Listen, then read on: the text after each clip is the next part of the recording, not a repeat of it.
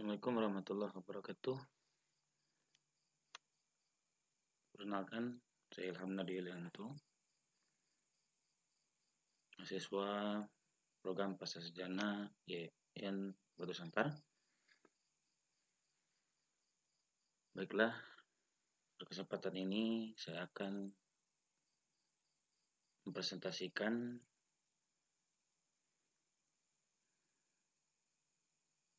mata kuliah metodologi penelitian kuantitatif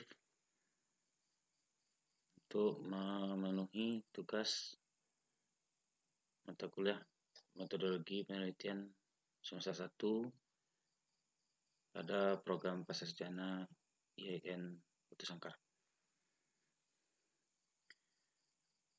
Pada pertemuan pertama ini, di video pertama ini, yang akan kita presentasikan ialah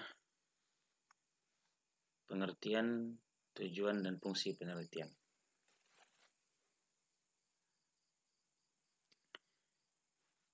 A. Penelitian. Dalam konteks pengertian penelitian, kata penelitian adalah terjemahan dari kata riset yang berasal dari bahasa Inggris. Kata riset terdiri dari dua kata, yaitu re yang berarti kembali dan to reset yang berarti mencari. Jadi dapat disimpulkan bahwa pengertian riset atau dalam kurung penelitian adalah mencari kembali suatu pengetahuan. Kemudian kita lihat bagaimana pendapat para ahli. Pertama, David H. Finney menyebutkan penelitian adalah pemikiran yang sistematis mengenai berbagai jenis masalah yang pemecahannya memerlukan pengumpulan dan penafsiran fakta-fakta. Kemudian kita lihat pula pendapat dari Sutrisno Hadi MA. Beliau menyebutkan penelitian adalah usaha untuk menemukan, mengembangkan, dan menguji kebenaran suatu pengetahuan. Selain itu, kita lihat juga pendapat dari Sandu Siyoto dalam bukunya mengatakan bahwa penelitian adalah suatu penyelidikan terorganisasi atau penyelidikan yang hati-hati dan kritis dalam mencari fakta untuk menentukan sesuatu.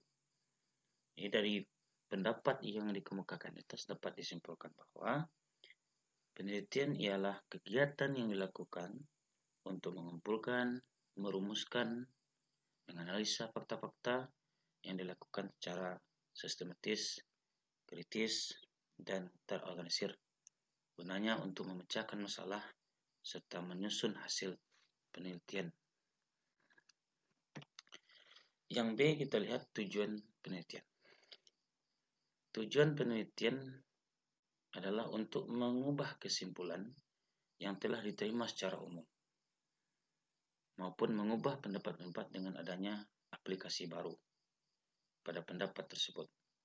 Kemudian untuk menemukan hukum universal dan mencoba menjelaskan mengapa suatu gejala atau fenomena terjadi, dengan mengaitkan antara gejala atau fenomena yang satu dengan gejala atau fenomena yang lain.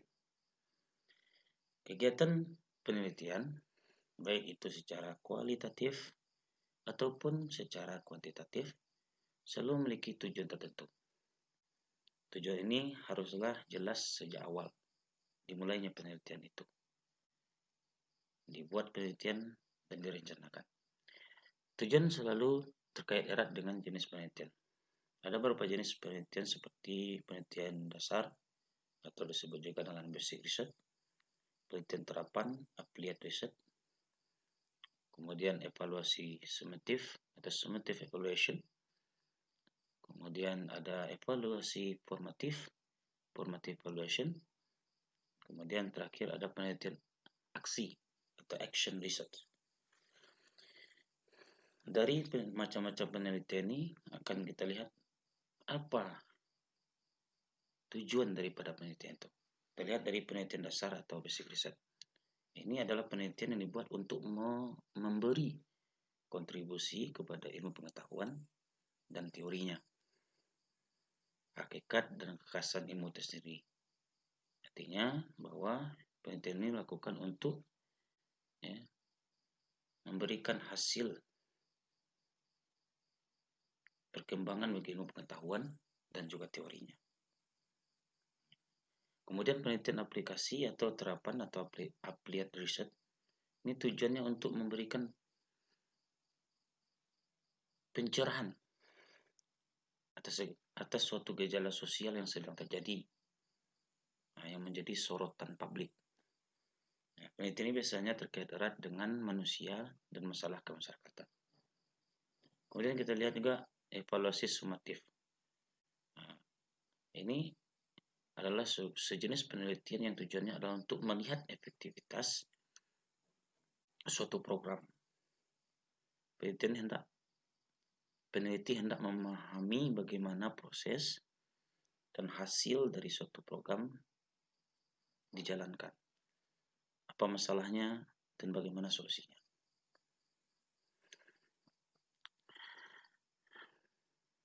Kemudian bidang yang dievaluasi antara lain di program yang dilaksanakan itu adalah programnya, kebijakan, kemudian organisasi, personil, produk, dan pelayanan.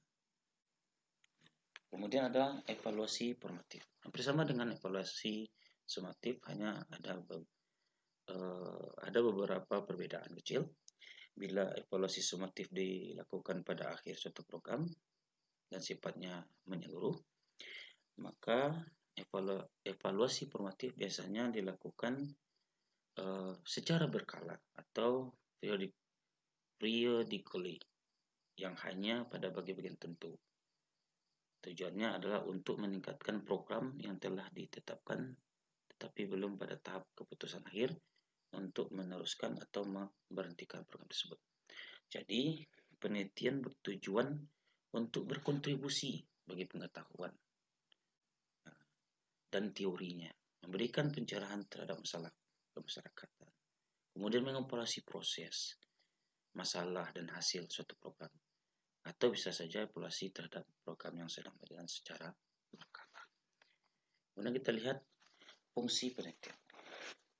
Fungsi penelitian adalah mencari penjelasan dan jawaban terhadap permasalahan, serta memberikan alternatif bagi kemungkinan yang dapat digunakan untuk pemecahan masalah. Pemecahan dan jawaban terhadap masalah itu dapat bersifat abstrak dan umum.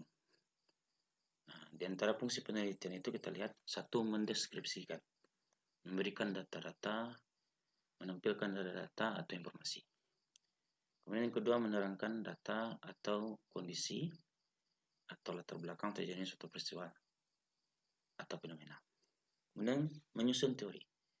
Ini dari suatu peristiwa, fenomena, data yang ada itu kita susun teori. Jadi fungsi penelitian itu bisa menyusun teori.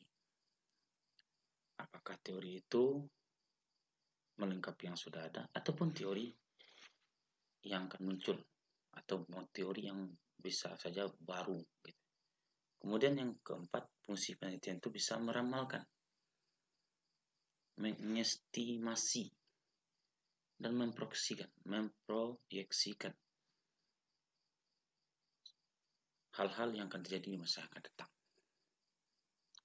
Kemudian mengendalikan peristiwa maupun gejala-gejala yang terjadi. Melalui penelitian juga dapat dikendalikan peristiwa atau gejala-gejala. Kemudian dari penelitian itu kita bisa merancang sedemikian rupa satu bentuk penelitian untuk mengendalikan peristiwa. Artinya kita bisa merancang satu penelitian sedemikian rupa sehingga penelitian itu bisa untuk mengendalikan suatu peristiwa atau control engineer. Lanjutkan.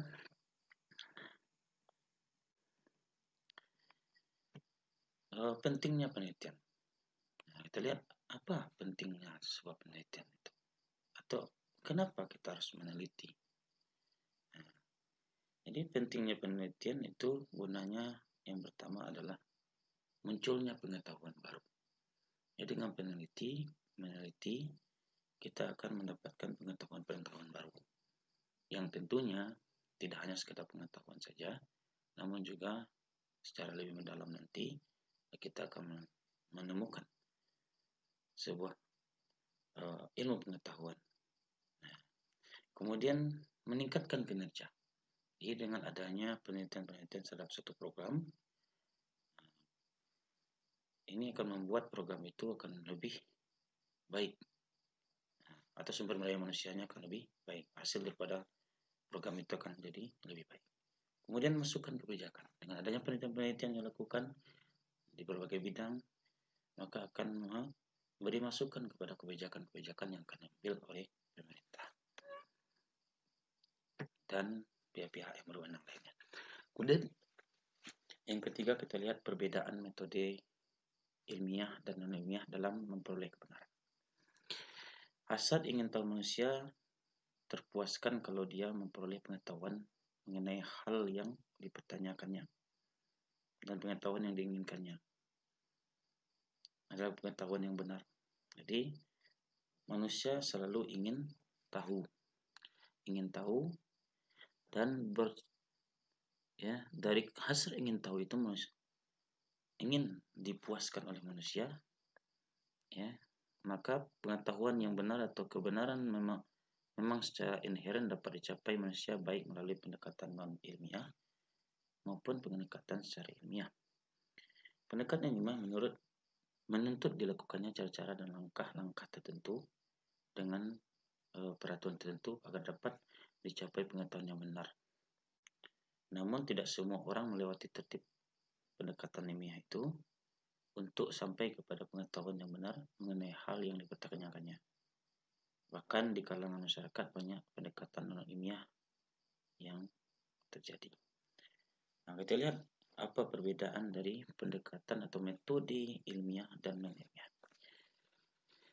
Pendekatan ilmiah, di dalam pendekatan ilmiah dituntut dilakukan cara-cara atau langkah-langkah tertentu dengan tata urutan yang tertentu pula sehingga tercapai pengetahuan yang benar dan logis.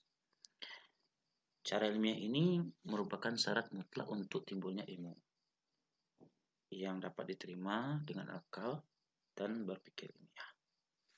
Artinya dengan akal dengan berpikir ilmiah. Untuk dapat berpikir ilmiah maka kita akan melalui 3 tahapan. Yang pertama, skeptik. Skeptik ini adalah upaya untuk selalu menanyakan bukti-bukti dan fakta-fakta terhadap suatu pernyataan. Jadi pernyataan-pernyataan yang muncul itu kita munculkan dulu pertanyaan-pertanyaan, ya, kenapa harus begini, kenapa harus begitu. Nah, sikap skeptik ini sudah menunjukkan kalau seorang itu telah berpikir ilmiah. Kemudian analitik adalah kegiatan untuk selalu menimbang setiap permasalahan yang dihadapi, mana yang relevan, mana yang menjadi masalah utama, dan sebagainya. Kemudian kritik adalah berupaya untuk mengimbangkan kemampuan menimbangnya secara objektif. Untuk itu maka dituntut agar data dan pola berpikir secara logis. Kemudian pendekatan ilmiah akan menghasilkan kesimpulan yang serupa bagi hampir setiap orang. Karena pendekatan tersebut tidak diwarnai oleh keyakinan pribadi, bias dan perasaan. Jadi cara menyimpulkannya bukan subjektif melainkan objektif. Jadi sikap inilah atau pendekatan inilah yang bisa dikatakan adalah pendekatan ilmiah. Munculnya pola berpikir skeptik, kemudian menganalitis, kemudian mengkritik pernyataan-pernyataan. Kemudian dengan pendekatan ilmiah, orang berusaha untuk memperoleh kebenaran ilmiah, yaitu pengetahuan benar yang kebenarannya terbuka untuk diuji oleh siapa saja yang menghendaki untuk mengujinya. Jadi metode ilmiah dengan pengetahuan yang disusun dengan menggunakan metode ilmiah itu bisa dicapai kebenaran yang terbuka, kemudian bisa diuji oleh siapa saja. Jika seandainya ingin menguji kembali kebenaran suatu pernyataan atau suatu ya, tesis seseorang atau kesimpulan atau pernyataan. Kemudian pendekatan ilmiah. Pendekatan ilmiah juga sering dilakukan manusia untuk mencari kebenaran. Dalam pendekatan ilmiah itu diantaranya yang pertama khasiat, common sense. Khasiat adalah merupakan serangkaian konsep atau bagian konsep untuk penggunaan secara praktis. Penggunaan secara praktis dalam memecahkan suatu masalah. Langkah ini sering digunakan orang awam dalam mengatasi suatu persoalan. Sehingga walaupun akal sehat itu sering benar, tapi ada pula yang menyesatkan. Kemudian prasangka. Ini pendekatan ilmiah. Jadi pencapaian pengetahuan secara akal sehat diwarnai oleh kepentingan orang yang melakukannya. Hal yang demikian itu menyebabkan akal sehat mudah beralih menjadi prasangka. Prasangka saja, bukan ya, pemikiran ilmiah. Kemudian otoritas ilmiah dan kewibawaan. Ya, pendekatan ilmiah itu bisa otoritas ilmiah dan kewibawaan.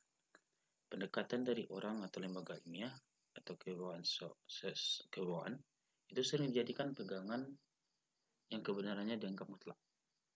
Karena adanya otoritas ilmiah, maka kebenaran yang dimiliki oleh lembaga itu atau dimiliki seorang itu dianggap adalah kebenaran yang mutlak. Tanpa dinalar, dikaji terlebih dahulu, maka apa yang terjadi? Keadaan ini akan berbahaya bila logika sudah berubah menjadi fanatisme. Lanjut, pendekatan ilmiah. Ini penemuan kebetulan atau coba-coba, try and error. Tindakan yang bersifat untung-untungan. Jadi penemuan kebetulan atau coba-coba itu termasuk pendekatan ilmiah. Jadi tindakan yang bersifat untung-untungan. Tapi walaupun merupakan sebuah sikap untung-untungan, banyak yang menghasilkan manfaat. Dan sejarah kehidupan manusia, langkah ini sering dilakukan dan banyak berguna bagi Tuhan. Secara serta pengembangan ilmu pengetahuan. Contoh hukum Archimedes, kemudian hukum Newton, kemudian penemuan kina sebagai obat malaria, dan sebagainya. Kemudian pendekatan ilmiah juga adalah pendekatan intuitif, dorongan hati. Dorongan hati. Langkah ini dapat melalui proses yang cepat tanpa disadari atau terpikir terlebih dahulu. Pencapaian pengetahuan seperti ini sukar dipercaya sebab tidak terdapat langkah-langkah yang sistematis dan terkendali. Kemudian demikian itu biasa disebut metode a priori. Ini artinya dalil seseorang yang a priori cocok dengan penalaran belum tentu cocok dengan pengalaman atau data empiris.